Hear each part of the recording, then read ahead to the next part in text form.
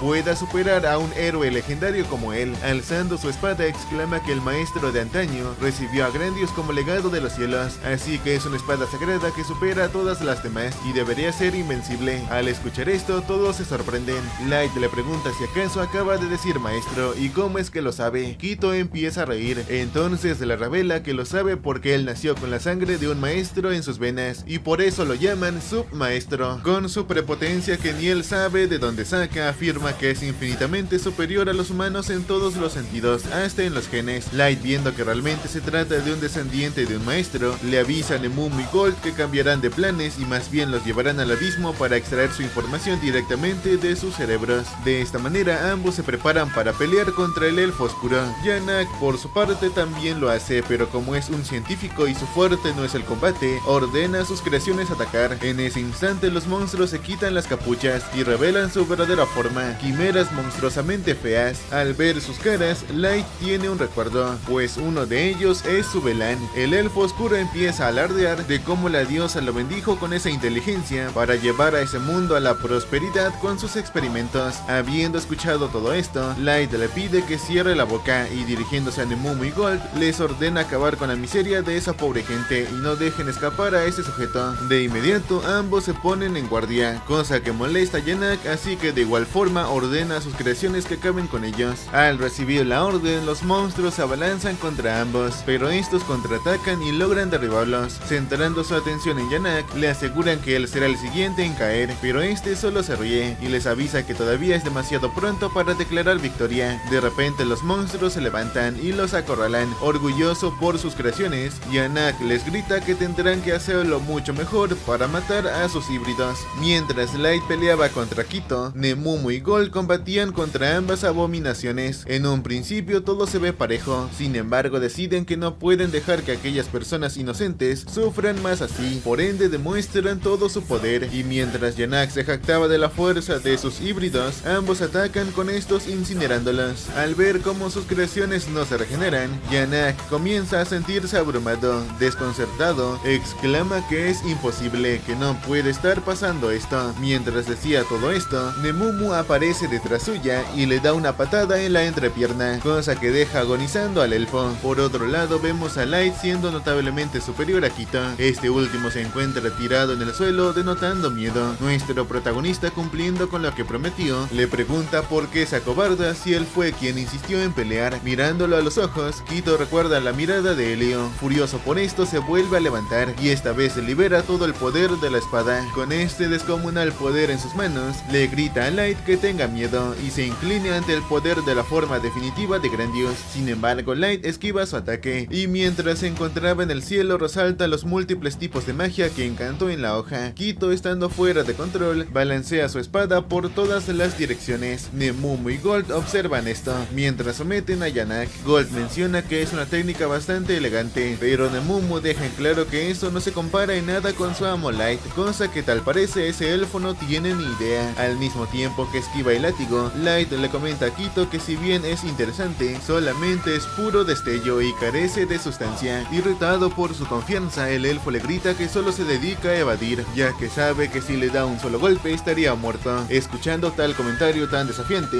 Light se detiene y mostrándose indefenso le permite que lo ataque con todo lo que tiene. Así vemos al elfo aprovechar ese momento y llamándolo gusano asqueroso, le jura que se arrepentirá por haber tomado esa decisión. No obstante, tal y como se esperaba, Light no recibe ni un rasguño e incluso le pide que repita lo que acaba de decir. Quito, desconcertado, insiste en atacar mientras pregunta por qué demonios no muere si se supone que es Grandios, la espada sagrada de la leyenda. Light, cansado de esto, destruye el encantamiento de la espada y seguido de 2 golpes lo manda contra el suelo. Con un aura intimidante le comenta que todavía tiene preguntas para él, así que no lo matará, al menos no hasta que haya sufrido lo suficiente para suplicar la muerte por sí mismo. Temiendo por su vida, Quito se postra ante él cobardemente y suplica perdón. Decepcionado por su cambio de actitud tan repentina, Light le pregunta si acaso piensa rendirse, luego de haber alardeado que era un héroe legendario. Diciendo que le dará una última oportunidad, toma su espada y la planta delante de él. Quitándose la marca, le propone que si logra siquiera hacerle un rasguño, lo dejará ir. Controlado por el miedo, Quito intenta escapar. Sin embargo, Light le lanza un rayo que le perfora la pierna. Teniéndolo nuevamente en el suelo, se acerca a él diciendo que por lo visto Milla tenía razón, que él no era ningún héroe legendario y solo era un cobarde. Tras haber vencido a ambos elfos, nuestro protagonista se sienta junto a los cadáveres de Gimra y Wardy para disculparse con ellos por no haber podido salvarlos. Despidiéndose de ellos, les avisan Nemumu y Gold que se llevarán sus cuerpos al abismo para que descansen. En eso los elfos abren la boca y preguntan por lo que pasará con ellos. Light contesta que también los llevarán con ellos. Después de todo, tienen muchas preguntas por hacer. En un intento de que tengan compasión, Quito se disculpa y pide que tengan piedad. Esto enfurece a Light, quien recordando la primera vez que se vieron, le comenta manteniendo la calma que lamenta no haber sido más severo con él esa vez. Dicho esto, activa la teletransportación y a los segundos aparecen en su reino. Ambos elfos, atónitos, preguntan dónde están, a lo que Light contesta que se encuentran en la parte más profunda del abismo. Después de todo, es donde viven. Justo en eso aparecen las chicas dando la bienvenida a nuestro prota y preguntando por aquellas criaturas tan extrañas. Light les revela que son criminales que realizaron horribles experimentos en humanos, así que murieron muchas personas. Sin embargo, resulta que saben algo sobre Maestro, así que los trajo con él. Al escuchar todo esto, la actitud de las chicas cambia cambia drásticamente. Ellie pide la orden para sacarles la información. Mei, Aoyuki y Nazuna exclama que merecen sufrir una vida de agonizante desesperación para redimirse por haber pecado contra su amo Light. Al ver sus expresiones tan intimidantes, Kito y Yanak sienten terror. Light aclara que no podrán matarlos hasta que él sepa todo lo que saben. Dejando esto de lado, le pide a Gold que trate las heridas de Helio, y a Nemumu le pide que lo acompañe para enterrar a Gimra y Wordy. En eso Yanak alza la voz alegando que él solo fue una víctima. Kito niega esto y lo delata diciendo que él fue quien movió todos los hilos, además que le prometió ayudarlo a superar su límite de nivel si hacía todo lo que le pedía. De esta manera ambos empiezan a discutir, pero Light los calla y les recuerda que los dos alardearon como dioses, aplastando a la gente bajo sus pies mientras los llamaban gusanos, así que solo están recibiendo el mismo trato. Dicho esto, se marcha mientras escucha los gritos de auxilio de ambos elfos por todo el reino. Luego de varias horas, Milla despierta y lo primero que ve es a Light. La pequeña pregunta por el lugar en donde están, a lo que Light contesta que se encuentran en la posada en la que él se hospeda. Milla le pregunta por sus amigos, entonces Light voltea la mirada señalando a Helio. Le cuenta que pudieron tratarlo con magia curativa antes de que fuera demasiado tarde, así que va a estar bien. Milla, con un poco de esperanza, le pregunta por Gimra y Wordy. Sin embargo, Light no contesta y solo le entrega 2 mechones de cabello. Al hacerlo, se disculpa por no haber podido hacer más. Sosteniendo los mechones, Milla empieza a llorar mientras comenta repetidas veces gracias. Respetando su dolor, Light la deja sola en su habitación. Asumiendo la culpa, Light se dice a sí mismo que quizás esto es lo que obtiene por subir de nivel únicamente en pos de la venganza. Sin embargo, realmente odia no poder deshacerse de ese sonido desgarrador. Al día siguiente vemos como Light se encuentra en el gremio siendo felicitado por la recepcionista, quien lo halaga y le informa que gracias a sus brillantes trabajos, ahora podrán ascenderlo directo a la clase C. Nuestro protagonista se lo agradece y así se despide. En la noche se reúne con Milla y Helio. Ambos hermanos le cuentan que tomaron la decisión de dejar de ser aventureros y regresar a su pueblo natal. Después de todo, fueron sus amigos quienes le dieron el valor para convertirse en aventureros, así que no consideran correcto formar un nuevo grupo sin ellos. Helio agrega que por otra parte quiere llevarlos de vuelta a casa, donde pertenecen. Light comprende su decisión, entonces le pregunta a Milla sobre asistir a la academia de magia. Esta contesta que piensa estudiar por su cuenta en un lugar, ya que no quiere ser una aficionada la próxima vez que se encuentren. A todo esto le pregunta si algún día tendrán la oportunidad de volverse a ver. Light contesta que por supuesto que sí, cosa que alegra profundamente a Milla, y concluye diciendo que es una promesa. A la mañana siguiente, nuestro protagonista observa desde su habitación cómo ambos hermanos parten rumbo a su pueblo natal, deseando poder verlos en el futuro. Nuestro protagonista promete que cuando llegue el día en que puedan compartir toda la verdad, los llevará con él para visitar las tumbas de Gimra y Wordy. Con este tema cerrado, Light propone regresar al abismo. Así lo vemos a aparecer en su oficina. Acá es recibido por Mei y Ellie. Como primera cosa, Light pregunta por los resultados de la investigación. Mei le entrega el informe y Ellie le explica que usó su hechicería prohibida para husmear en cada rincón y grita de sus cabezas. Agrega que el submaestro del que hablaba ese Kito es un término para quien tiene relación de sangre con el maestro y son conocidos por subir de nivel con facilidad. Mei añade que parece haber la creencia de que el mundo podría llegar a su fin si el maestro se deja sin control. Todo esto deja intrigado a Light, quien se pregunta si acaso es posible eso si existe un único maestro. Para asegurarse les pregunta su opinión. Ellie contesta que ese detalle provino de una conversación que Kito tuvo una vez con el capitán de los Caballeros Blancos, pero su recuerdo fue bastante fragmentado. Viendo que no son más de utilidad, les pregunta por el estado en que se encuentran ambos. Con un chasquido, Ellie abre un portal y en su interior ven como ambos elfos se encuentran vacíos. Light decide que ya es hora de deshacerse de ambos. En ese instante libera la carta banquete del hombre muerto. Esto invoca espectros que comienzan a morder la piel de ambos y los hacen gritar de agonía. Con este otro asunto terminado, Light le pregunta por la actualización del plan. Ellie informa que ya se han realizado todos los preparativos necesarios, así que es cuestión de dar la orden para lanzar el plan de venganza contra Sasha la elfa. Detalla que primero se empezará con la captura de los Caballeros Blancos, en especial el vicecapitán, quien resultó estar comprometido con Sasha, así que lo podrían usar como rehén. Light la felicita por haber pensado en todo. Siendo que el plan está listo, ordena que lo pongan en marcha de inmediato. Por otro lado, en el reino de los elfos, vemos a Sasha contarle a Mikael su prometido. La expresión que puso Light luego de que le disparó a la pierna con una flecha. Mikael se lamentaba no haber podido ver esto, pero asegura que realmente es divertido ver cómo los humanos suplican por sus vidas cuando eliminan sus aldeas. De esta manera se observa cómo ambos se mofan de los débiles y feos que son los humanos. Volviendo con nuestro protagonista, este le comenta a Sasha que su tan esperada reunión está a la vuelta de la esquina y que no espera el momento para ver cuánto se hundirá su rostro de desesperación cuando le suplique que no la mate. En un cambio de escena, Sasha se encontraba en un carruaje de camino a casa, en eso que platicaba gustosamente con su sirvienta sobre cómo ella y Mikael se hacían muy buena pareja. De repente el carruaje se detiene bruscamente a causa de un esclavo humano. Cuando lo ven tirado en el suelo, la sirvienta lo llama inútil por no poder hacer una tarea tan simple. Cansada de lo mismo, Sasha añade que los humanos no sirven para absolutamente nada. De pronto, mientras decía esto, ve como una persona de misma estatura que Light se mete por un callejón. De inmediato, para corroborar que no sea él, lo comienza a perseguir. Luego de un rato en un callejón sin salida, desconcertada se pregunta a dónde se fue. Supone que sus ojos debieron haberla engañado. Sin embargo, al darse la vuelta, observa un papel pegado en la pared en el que le dice que la estará esperando en la torre. Viendo que la nota está firmada por Light, Sasha entra en pánico. Cuando su sirvienta llega para socorrerla, la rubia empieza a decir que él lo arruinará todo, que tanto su compromiso con Mikael y su dinero de la recompensa lo perderá todo. Así vemos a nuestro protagonista junto a Ellie vigilar todo desde los tejados. Light le pide que inicie con el plan, cosa que Ellie muy contenta acepta y le asegura que le hará aprender de la manera difícil que eligió a la persona equivocada para traicionar, abusar y ridiculizar. De este modo dan inicio a la operación Venganza contra Sasha. En un cambio de escena nos situamos en la base de los Caballeros Blancos. Dos pequeños llamados Nia y Kia se encontraban practicando su puntería lanzando dagas a un esclavo humano. Vemos como estos pequeños sádicos ríen mientras escuchan los quejidos de dolor del esclavo. Sin embargo, al estar haciendo mucho ruido y no dejar platicar sobre un asunto muy importante que es Quito y la espada Grandius, Sharfat, uno de los miembros de Caballeros Blancos, lo calla gritando que ya fue suficiente. Les ordena que lo maten de una maldita vez, pero los gemelos se niegan alegando que es su esclavo y le echan en cara que es mucho peor acariciar a una esclava humana. Ambos empiezan a discutir. Sin embargo, Most los detiene y recordándoles que son los Caballeros Blancos, les comenta que solamente está bien tenerlos como mascotas a corto plazo. Pese a esto, los otros tres no le hacen caso y siguen discutiendo. Ante tanto alboroto, el capitán Hardy interviene y con una simple palabra hace que todos guarden silencio. Habiendo llamado su atención, ordena a los pequeños dejar de atormentar al esclavo. A Must le ordena abandonar la mentalidad condenatoria antes de que entre en conflicto con su deber. Y por último a Sharfat le encarga que lo acabe. Este acata su orden y con señalarlo le vuela la cabeza al esclavo. Hecho esto, el capitán Hardy ordena a los gemelos que se deshagan del cuerpo. Mientras los vemos hacerlo, el capitán le da una última advertencia a Sharfat: minimizar su contacto y ligues con humanas. Le recuerda que durante la historia, los elfos han sido la raza que ha incorporado la mayor cantidad de sangre maestro, y los caballeros blancos están compuestos únicamente por submaestros, que han despertado el poder que fluye en esa sangre. Y como el mundo no ha visto un nuevo maestro en varios milenios, no quiere que contamine la sangre, ya que se está volviendo cada vez más difícil de conseguir. Sharfat aclara entre risas que lo hace por mera diversión. Después de todo, le encanta ver los métodos que usan las mujeres humanas para evitar que las maten. Sin más que escuchar, el capitán Hardy se marcha diciendo que ahora debe encargarse de que ningún otro elfo se atreva a manchar el nombre de su reina. En la noche, Sasha se encontraba durmiendo en su habitación hasta que de pronto escuchó un terremoto. Así es como vemos que en lo profundo del bosque una inmensa torre se erige con la magia de Ellie. Sasha observa todo esto. Confundida pregunta qué es eso, y si acaso es el lugar al que se refería Light. Al día siguiente, en ese mismo bosque, unos esclavistas se encontraban transportando niños humanos en su carreta, pero de la nada aparece una bestia gigantesca en el camino. De inmediato el esclavista huye del lugar dejando a los pequeños al descubierto. Luego de varias horas de lo sucedido, los rumores empiezan a correr en la ciudad sobre la aparición de monstruos en el bosque y una gran torre. Esta noticia repercutió tanto en la ciudad que el mismo gremio puso una misión con respecto a explorar la torre, misión que nuestro protagonista y su grupo veía pegado en la tabla. En eso un grupo de elfos los interrumpen y comienzan a insinuarse a Nemumu. Le invitan a unirse a su grupo, alegando que ellos por lejos son mejores que ese niño y el tipo de armadura. Estos se muestran insistentes pese a los constantes rechazos de Nemumu, así que Light interviene dejando en claro que ella es alguien importante en su grupo. Esto emociona a Nemumu, pero irrita al elfo, quien intenta intenta darle un golpe. Sin embargo, es detenido por nuestro protagonista, quien conjura magia de rayo. Al ver esto, el tipo cae al suelo y la gente comienza a murmurar que tal parece se trata del grupo Black Motley. Nuestro protagonista decide que ya es momento de retirarse. De esta manera, mientras se alejan, escuchan como la gente asegura que ellos se terminarán llevando toda la recompensa. Ahora, en un cambio de panel, vemos a un elfo y su grupo adentrarse al bosque usando como carnada a una niña humana. De pronto, por falta de energías, la pequeña cae al suelo, cosa que enfurece a los elfos, así que la amenazan con golpearla si no continúa avanzando. En eso que decía cosas despectivas de la raza humana, un líquido espeso cae en su guante. Confundido, levanta la mirada y al segundo siguiente su cabeza es devorada y es levantado por la bestia. Sus compañeros, al ver esta escena, quedan petrificados del miedo y al igual que su compañero son devorados. La pequeña, expectante de todo, asume que este es su fin. Sin embargo, cuando la bestia se acerca y la olfatea, se retira sin hacerle daño. Por un momento, la pequeña siente alivio. No obstante, en ese momento aparece un grupo de punks. Cuando la pequeña los ve, empieza a llorar, lamentando que no puede estar ni un segundo a salvo. Pero lo contrario a lo que pensaba,